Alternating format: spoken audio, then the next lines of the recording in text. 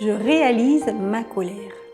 Éphésiens 4, verset 26 nous dit « Mettez-vous en colère, mais ne péchez pas. Que le soleil ne se couche pas sur votre irritation.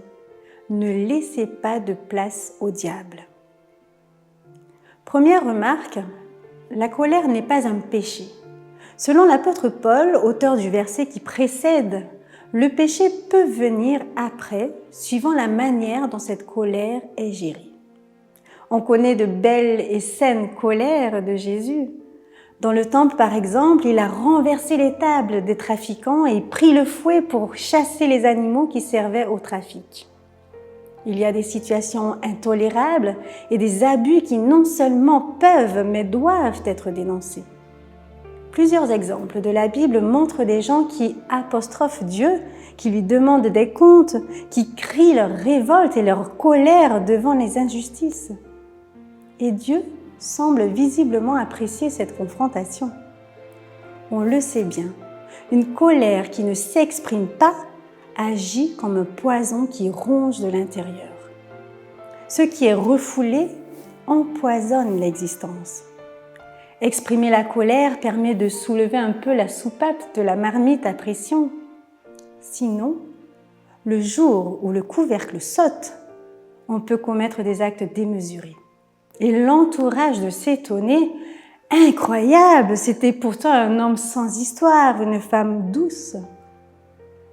En revanche, la colère peut déraper de manière disproportionnée lorsque l'émotion prend le dessus à un point tel que l'on peut même en oublier la raison première. Il est aussi intéressant de réaliser pourquoi la colère gronde en nous. Parce que parfois, celui qui subit cette colère n'est que le bouc émissaire sur qui nous déversons un ensemble d'émotions dont il n'est pas forcément le premier responsable. Cela peut être des événements extérieurs, une accumulation d'agressions d'origine multiples, ou alors une colère contre soi-même, non reconnue, qui subitement se met à déborder sur l'autre.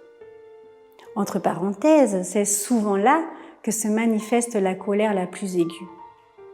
On s'en veut à soi-même et c'est l'autre qui paie la facture.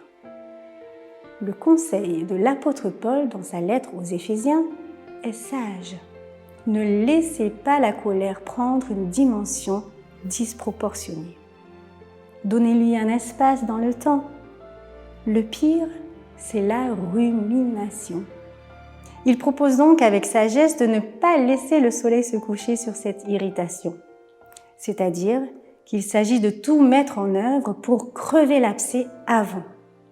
Sinon, la colère devient comme une boule de neige qui grossit au fur et à mesure qu'elle glisse le long de la pente. Et c'est là que le diable, personnification du mal, prend le dessus et que la colère devient péché, c'est-à-dire rupture avec le plan de vie que me propose l'auteur de la vie. Une pensée, la colère n'est générée que par la peur. Pensez à votre dernier accès de colère, pensez-y bien et cherchez la peur sous cette colère. Qu'aviez-vous peur de perdre? Qu'aviez-vous peur que l'on vous prenne? C'est de là que vient la colère. Anthony de Mello.